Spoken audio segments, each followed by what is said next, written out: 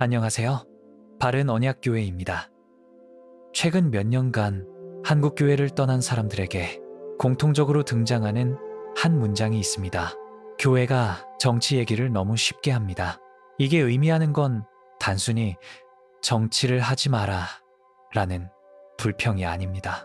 사람들은 이렇게 느낍니다. 교회가 원래 먼저 말해야 할 것을 놓치고 있는 것 같다. 정치 이야기는 언제든지 세상 어디서든 할 수 있습니다. 그러나 교회는 세상에서 들을 수 없는 이야기를 먼저 들을 수 있는 곳이어야 합니다. 그리고 바로 그 지점에서 오늘 우리의 질문이 시작됩니다. 지금 한국 교회는 무엇을 먼저 말하고 있는가? 특히 설교나 공식 모임 중에 정치적 발언이 나오면 많은 분들이 마음이 불편해지는 경험을 합니다. 그 불편함은 단순히 취향 차이가 아닙니다. 사람들은 묻습니다. 교회가 왜 이 영역까지 끌려 들어가야 하지? 저는 이런 흐름이 교회를 많이 약하게 만들었다고 생각합니다. 그래서 이 영상을 통해 교회는 원래 무엇을 말해야 하는가? 이 질문을 함께 생각해 보려고 합니다. 교회는 정치적 확신을 제공하는 공간이 아니라 복음적 확신을 회복하는 공간입니다. 성경은 이렇게 말합니다. 너희는 먼저 그의 나라와 그의 의를 구하라. 이 말씀을 보면 성경은 무엇을 먼저 말해야 하는지 우선순위를 제시합니다. 정치를 말하면 안 된다는 것이 아니라 정치보다 더 먼저 말해야 할 게 분명히 있다는 것입니다. 이 시간은 그 우선순위를 조용히 다시 바라보는 여정입니다. 성경은 하나님 나라와 세상 나라를 같은 방식으로 다루지 않습니다. 예수님께서는 이렇게 말씀하셨습니다. 내 나라는 이 세상에 속한 것이 아니니라. 이 말은 정치가 중요하지 않다는 것이 아니라 하나님 나라는 정치의 방식 그대로 움직이지 않는다는 의미입니다. 그래서 우리는 두 가지는 조심해야 합니다. 직접적인 선거 후보, 지지 발언. 예를 들어 이번에는 누구를 찍어야 한다. 저 후보는 하나님이 세웠다. 이런 식의 발언은 위험하다고 생각합니다. 왜냐하면 하나님 나라의 메시지가 세상 나라의 언어에 가려질 수 있기 때문입니다. 선거 후보 언급은 아니어도 정치 사회 이슈로 논쟁이 계속되는 형태. 이 단계도 교회 내에서 갈등을 만들 수 있습니다. 성경은 이렇게 말합니다. 믿음 안에서 연약한 자를 받되 그의 의견을 비판하지 말라. 교회는 정치 의견 차이로 사람을 나누는 곳이 아닙니다. 교회는 사람을 하나님 앞으로 인도하는 곳입니다. 그래서 우리는 선거 이야기가 아니라도 정치적 논쟁이 교회의 중심을 차지하지 않도록 조절할 필요가 있습니다. 여러분, 정치 이야기가 교회 안에 들어오면 겉으로는 말싸움처럼 보이지만 내부에서 실제로 무너지는 것은 신뢰 구조입니다. 사람은요, 누가 어떤 후보를 지지하는지 알게 되는 순간 그 사람을 다른 관점으로 보기 시작합니다. 그리고 그 순간 우리가 예수님 안에서 하나다 라는 사실보다 저 사람은 정치 성향이 나와 다르다. 이게 먼저 떠오르게 됩니다. 이게 신뢰를 조금씩 무너뜨립니다. 심리 구조가 바뀝니다. 원래 교회 관계는 같은 복음을 믿는 사람이라는 정체성 기반입니다. 그런데 정치가 끼어들면 정체성이 이렇게 바뀝니다. 이 사람은 보수 성향이네. 저 사람은 민주당 편이네. 이 정체성 프레임이 은근히 사람을 구분하게 만듭니다. 집단 정체성이 변질됩니다. 원래 교회는 하나님 나라를 중심으로 하나로 모입니다. 그런데 선거철이 되면 집단 정체성이 하나님 나라에서 세상 나라의 편로 바뀔 수 있습니다. 이렇게 되면 교회 내의 소속감이 복음이 아니라 정치적 동질감으로 바뀝니다. 신뢰의 기준이 복음에서 벗어납니다. 처음엔 정치 이야기가 그냥 대화 한 번이었을 뿐입니다. 그런데 그 이야기로 인해 저 사람은 내 사람이 아니다. 이 감각이 생기면 교회는 같은 공간 안에 있어도 한 마음이 아니게 됩니다. 여러분, 교회 공동체가 무너질 때 처음엔 크게 붕괴되는 것처럼 안 보입니다. 조용하게 서서히 관계 속에서 무너집니다. 그 조용한 시작점이 정치입니다. 그래서 교회는 정치를 너무 쉽게 다루어서는 안 됩니다. 정치의 언어는 복음의 언어보다 훨씬 강하게 사람의 감정을 흔들어 버립니다. 그래서 조심해야 합니다. 여러분, 예수님 시대에도 정치 권력의 중심이 있었습니다. 로마 제국, 헤롯 왕가, 사두개인, 바리새인, 열심당 같은 종교 정치 세력들, 그들은 모두 힘과 우위를 가지고 싶어 했습니다. 그런데 예수님은 이것에 참여하지 않으셨습니다. 예수님은 권력 경쟁 자체를 선택하지 않으셨습니다. 제자들도 처음에는 오해했습니다. 제자들은 솔직히 말하면 메시아가 오셨으니 이스라엘을 로마로부터 독립시키고 이스라엘 국가를 회복하시겠지, 이렇게 기대했습니다.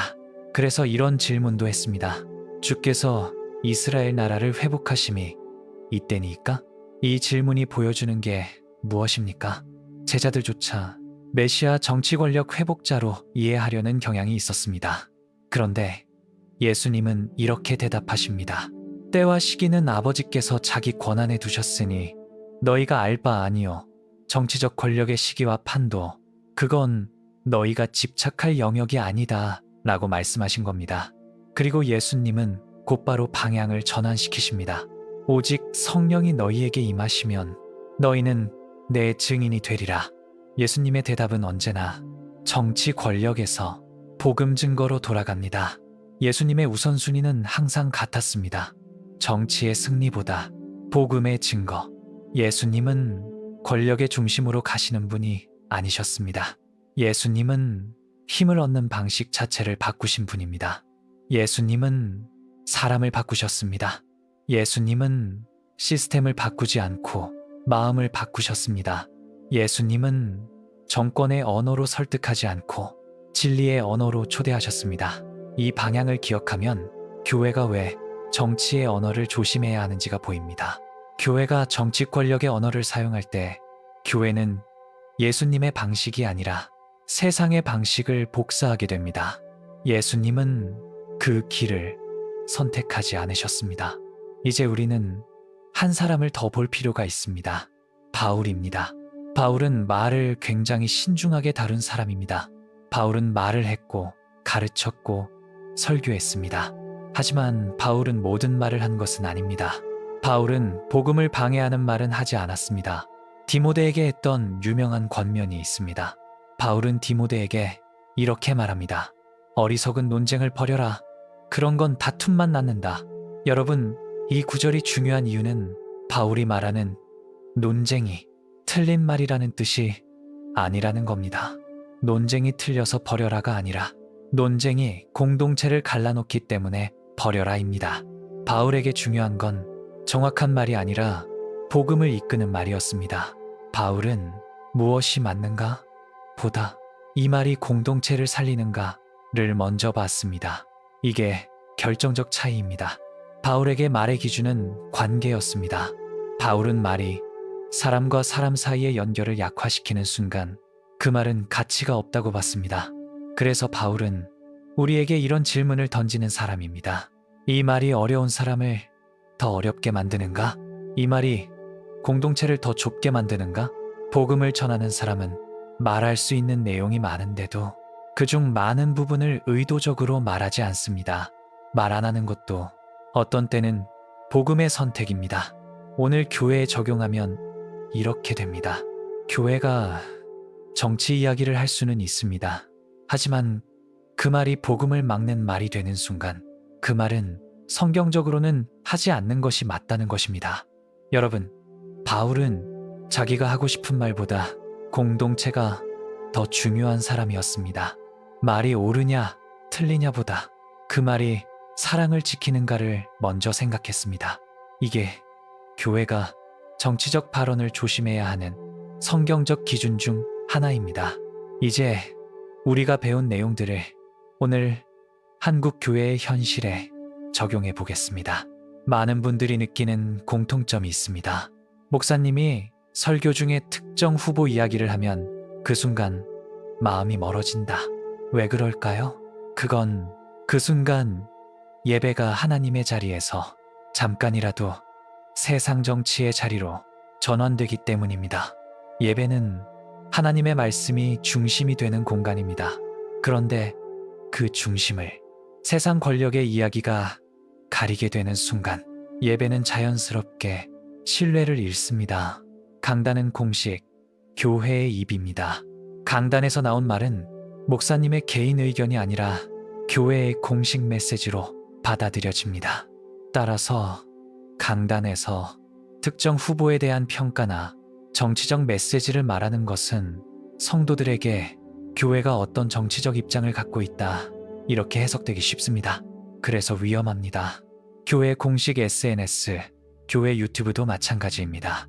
공식 채널에서 정치 메시지가 나오면 그건 개인의 말이 아니라 교회의 말이 됩니다. 그리고 사람들은 교회를 신앙 공동체가 아니라 정치적 행동단체로 느끼기 시작합니다. 교회는 신뢰의 플랫폼이어야 합니다. 교회는 당신은 누구를 지지합니까? 를 묻는 공간이 아니라 당신은 하나님 앞에서 어떤 삶을 원하십니까?를 묻는 공간입니다. 교회는 선거 참여를 통해 사람을 나누는 공간이 아니라 복음의 초대를 통해 사람을 다시 하나 되게 하는 공간입니다. 그래서 교회는 공식적인 설교, 공식적인 채널에서의 정치 발언을 더 신중하게 다뤄야 합니다. 이것은 단순 금지가 아니라 신뢰를 지키는 방식입니다. 이제 마지막으로 한 가지만 정리해 보겠습니다. 왜 교회는 정치보다 복음을 먼저 말해야 할까요? 그 이유는 정치는 사람을 나누지만 복음은 사람을 하나 되게 만들기 때문입니다. 우리는 이 1시간 동안 몇 가지의 중요한 사실을 보았습니다. 정치의 언어는 사람을 진영으로 나눕니다. 예수님은 권력 경쟁 방식 자체를 선택하지 않으셨습니다. 바울은 공동체를 갈라놓는 말은 하지 말라고 했습니다. 오늘 교회가 약해진 이유 중 하나는 교회가 정치 발언을 너무 쉽게 다뤘기 때문입니다. 여러분, 교회는 하나 되고 싶은 곳이어야 합니다. 세상에서 갈라지고 세상에서 상처받은 사람이 교회에 와서는 숨 쉴 수 있어야 합니다. 교회는 당신은 누구 편입니까? 이걸 묻는 공간이 아니라 당신은 하나님이 주시는 생명을 어떻게 살고 싶습니까? 이걸 함께 생각하는 공간입니다. 그리고 성경은 그 방향을 이미 제시해 주었습니다. 너희는 먼저 그의 나라와 그의 의를 구하라. 정치가 아니라 먼저 그의 나라, 그의 의. 이 순서가 회복되면 교회는 다시 신뢰를 얻을 수 있습니다. 교회는 다시 사람을 품을 수 있습니다. 교회는 다시 하나님 나라의 공동체답게 설 수 있습니다. 저는 이 영상 하나가 교회를 바꿀 수 있다고 말하지 않습니다. 하지만 이 질문을 다시 던지는 것만으로도 교회는 한 걸음 돌아갈 수 있습니다. 우리는 지금 무엇을 먼저 말하고 있는가? 이 질문에서 교회의 회복이 시작될 수 있습니다. 감사합니다.